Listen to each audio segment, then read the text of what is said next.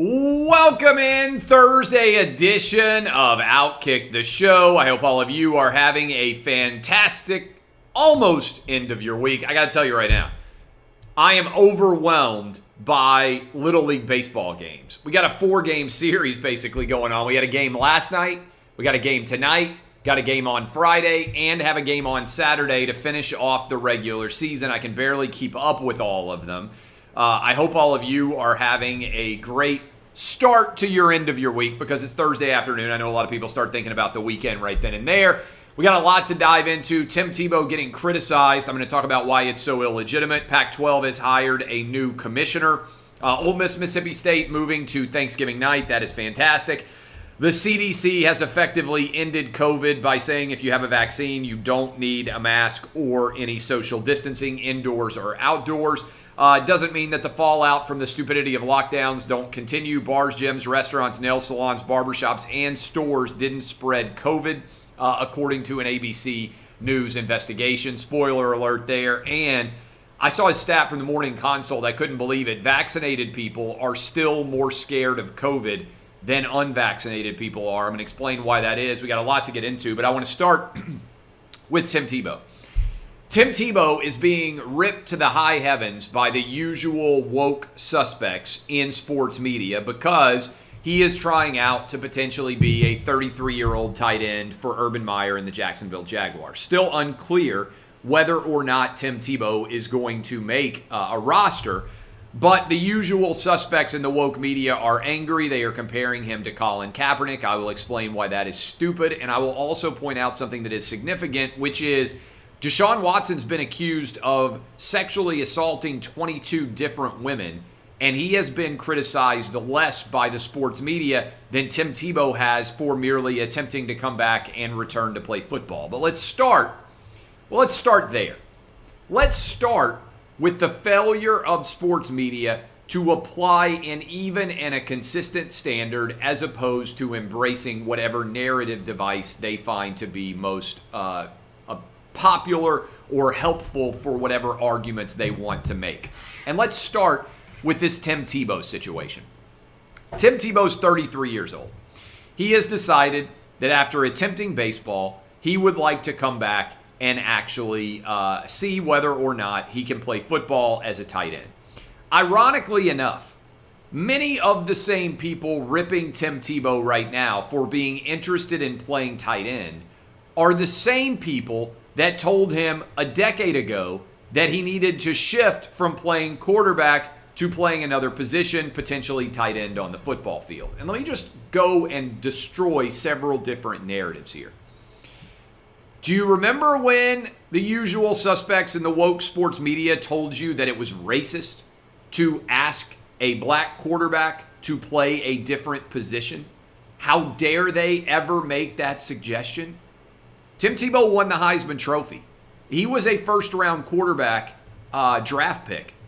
He started at quarterback, got the Broncos into the playoffs, and won them a playoff game with a touchdown pass to Demaryius Thomas in overtime. And yet everybody said at that point, having watched him play enough football, you don't make a lot of sense as a quarterback going forward. And Tebow didn't want to shift his position. So instead, he decided to embrace a sport of his youth and decide to go try and play baseball. And he actually had some decent success in baseball. Some people now are criticizing him and saying, oh, he loves the limelight. He wants all the attention. I don't think that's true at all. Because if Tim Tebow wanted the limelight and he wanted all the attention, he could have had a reality television show a long time ago. He could have gone on The Bachelor and probably been the highest rated bachelor of all time, like several other quarterbacks have done. He could have just decided to go all in on his sports media career. Instead, Tebow is, I think, I know him a little bit, driven by competition, not by the desire for attention. So now, sitting around realizing that his baseball dream was not going to happen, Urban Meyer becomes the head coach of the Jacksonville Jaguars. Tebow has a great relationship with Urban Meyer based on their past history together at the University of Florida.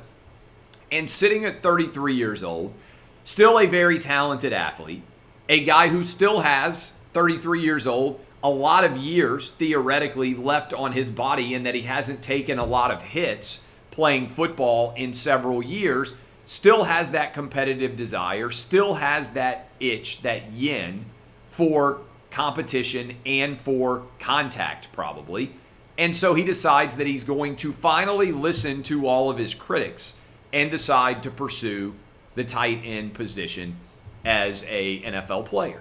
Urban Meyer, who knows how good of an athlete Tim Tebow is, who knows how great he is at the goal line for having that nose, that particular talent to get into the end zone, makes what I think is a very rational decision and says, sure, we'll work you out. The workout goes well. Tebow gets a contract and he has a chance to actually make a team. Somehow, that ends up being today and yesterday the single most critical of all of the current NFL decision making. Tim Tebow's choice to come back as a tight end has emerged as a lightning rod. And I just want you to think about this for a moment, regardless of what you think about Tim Tebow. The guy has never done anything of a negative nature that I know of in his life. Basically, everything that Tebow has represented is selflessness, an embrace of his faith, a humility, a welcome openness for all people. That's my position on Tim Tebow. And yet, Tim Tebow is being crushed to the high heavens by the wokesters in sports media who have given Deshaun Watson a complete pass, despite the fact that Deshaun Watson has been accused of sexually assaulting 22 different women. So I would ask you the question here.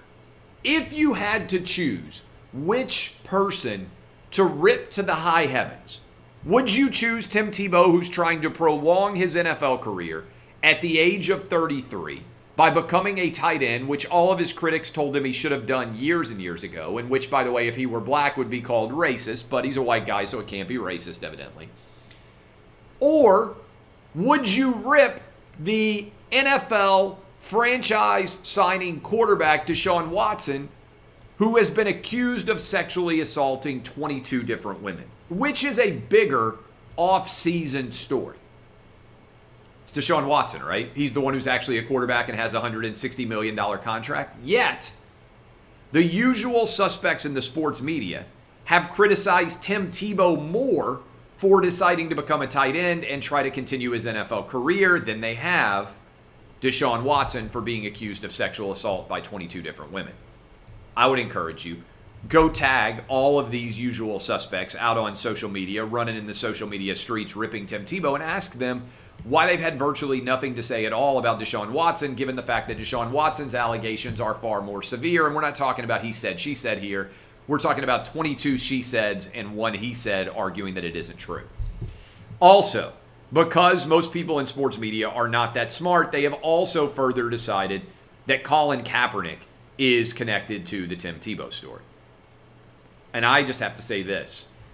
So long as your talents exceed your problems, you always have a job in the NFL. Colin Kaepernick is not a victim here. He's making millions of dollars a year not to play football.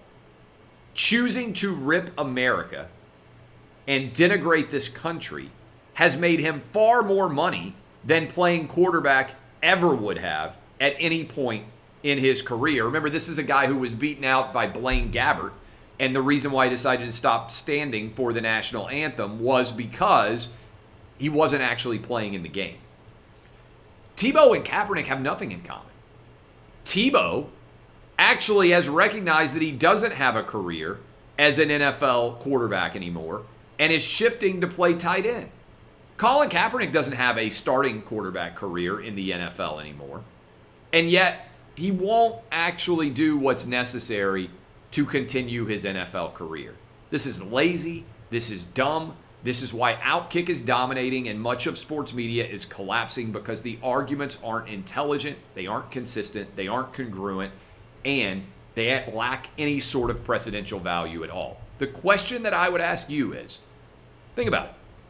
Why is Tim Tebow getting ripped more for trying to make a living as an NFL tight end than Deshaun Watson is for being accused of sexually assaulting 22 different people?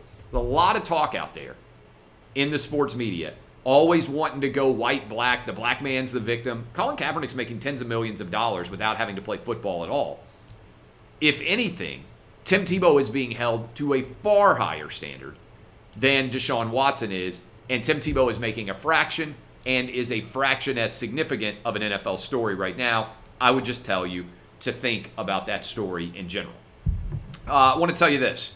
The CDC has finally and completely and perfectly said there's no need for masks or social distancing any longer for vaccinated people. Let me repeat that. There is no need for masks or social distancing any longer for vaccinated people. So the CDC today has effectively acknowledged that COVID is over. I mean, that's where we are right now. Every NFL stadium should be 100% open. Every college stadium should be 100% open. Every arena, every NHL, every NBA game, every Major League Baseball game, everybody should have 100% capacity effective now. Because what the CDC is acknowledging is that there are enough people now who have been vaccinated, enough adults who have been vaccinated, and frankly also have had exposure to the virus already, that there's virtually no danger, especially if you are under the age of 50. As I've been telling you for a long time, you are nearly as likely to be murdered as you are to die of COVID. If you are under the age of 50, you're far more likely to die in a traffic accident if you're under the age of 50 than you are to die of COVID. If you want to continue to stay curled up in the fetal position and never do anything for the rest of your life, that's your right, but your fears can no longer constrict and constrain my freedoms.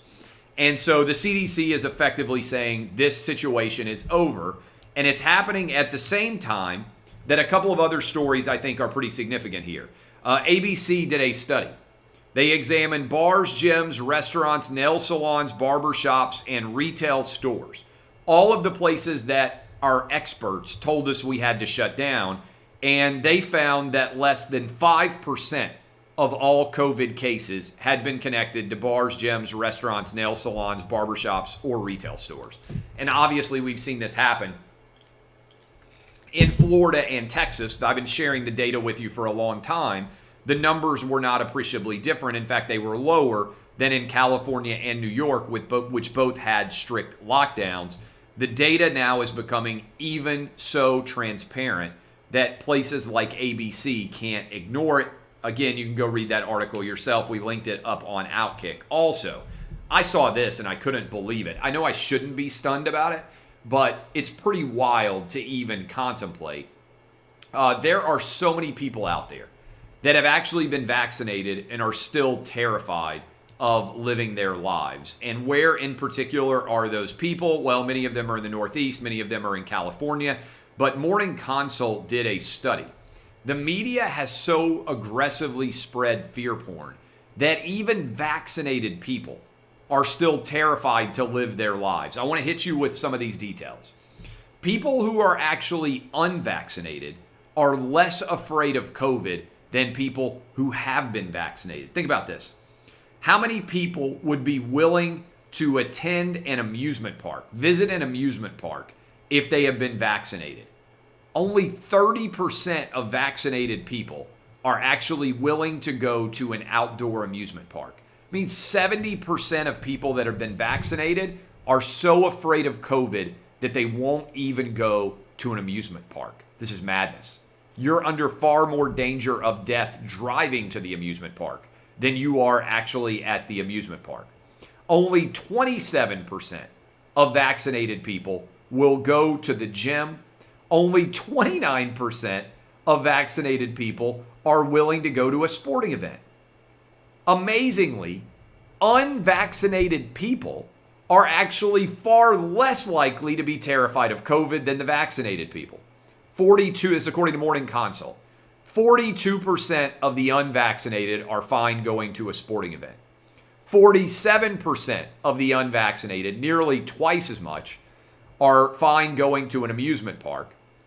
And 42% are fine going to a concert. Only 23% are fine attending a concert if they've actually been vaccinated.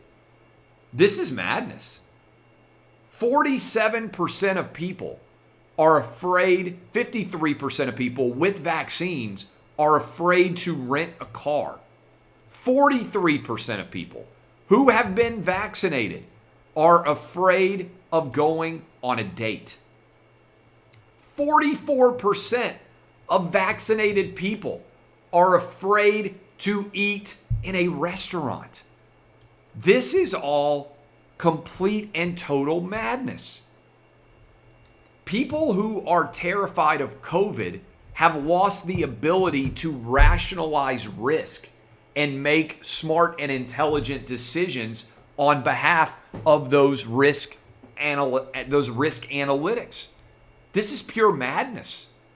And this is what the media has done by grabbing anecdotes and spreading them widely, even though they aren't remotely representative of the larger United States and, frankly, world risk from COVID. It's madness. Absolute, unadulterated madness. There is no way to defend it in any respect. Speaking of no way to defend it in any respect, there's no way to defend ending up in a poor position when it comes to your below-the-belt health and your grooming decisions. Your balls will thank you if you grab Manscaped products, including the new Weed Whacker 4.0, which many people out there have not actually managed to do so far. This is breaking news from manscaped.com. They want you to know that the Lawnmower 4.0 trimmer is now available for purchase in the US and Canada. I'm one of the first people to try the 4.0, and I got to tell you, I look absolutely amazing, and my grooming has never been more impeccable. I got to tell you, you don't want to get the wrong grooming issues close to your crown jewels. Your balls will not thank you if you ever get your skin caught in an electric trimmer, and you got to stop making that choice to trim below the belt with the same place that you are trimming your beard.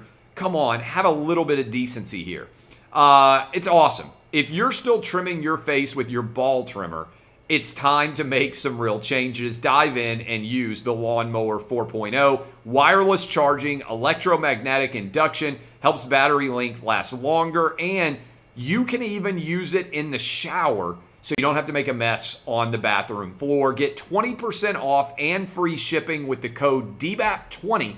That's DBAP20 at manscaped.com. No person wants to end up with pubes in their mouth. Your balls will thank you. Don't make the wrong decision. Get 20% off and free shipping with the code DBAP20 at manscaped.com. That's 20% off with free shipping at manscaped.com. Use the code DBAP20. Unlock your confidence and always use the right tools for the job with Manscaped. Pac-12 has hired a new commissioner. In case you're curious out there about the choice that the Pac-12 made, I can't even pronounce this guy's name. His name is George Kalinikov, something like that. He is the former president of MGM, and he just had his press conference to announce his tenure as the new Pac-12 commissioner. He is replacing Larry Scott. Now, I don't think you can make some sort of grand pronouncement about whether or not he's going to be a fabulous hire, but I do think this. The Pac-12 needs to aggressively advocate for the expansion of the college football playoff because they have not been able to contend and win championships very regularly in men's basketball, going all the way back to Arizona and Lute Olson in the 90s. I believe that was the last time the Pac-12 won a men's basketball championship. And other than USC and a little bit of Oregon dominance, Pac-12 has not mattered for much of the 21st century when it comes to major college football. So everyone defines whether or not a conference is successful, not based on swimming or track or regattas and sailing and all these other things that, frankly, historically the Pac-12 has done very well in, volleyball. Where we decide whether a conference is triumphing or failing is based on how men's basketball and college football go. As those two main revenue-producing sports go, so goes the perception overall of conferences, and the Pac-12 has been failing in a big way in that respect. It remains to be seen whether this new George Kalinikov, and I'm going to eventually figure out how to pronounce his name, the former president of MGM, is what the Pac-12 needs. They have got a major decision to make going forward. about their television rights package, in particular college football. How much interest is there going to be out there from CBS, NBC, Fox, ABC, ESPN? It remains to be seen. Could Amazon or one of the digital companies out there truly be interested or not? We will find out soon. The Pac-12 network has been a disaster. That still remains to be seen going forward. Finally, good news out there for those of you who are fans of SEC football. I'm going to get to that in a moment, but first, I want to tell you all about my friends at Dr. Hank. Look, erectile dysfunction affects over half of all men, but it doesn't have to make you feel like half of a man. Since 2017, My Dr. Hank has been making America hard again. My Dr. Hank helps you get low-cost ED meds and overcome the psychological and emotional barriers to getting ED treatment. They secure your prescription and then ship it to you discreetly every month from U.S. pharmacies, all for as low as $2 per pill. So don't wait. Join the movement to make America hard again. Go to mydrhank.com/clay and sign up. Tell Dr. Hank I sent you, and he will give you, Dr. Hank will, 50% off your first subscription order. That's mydrhank.com/clay. Offer available for only a limited time.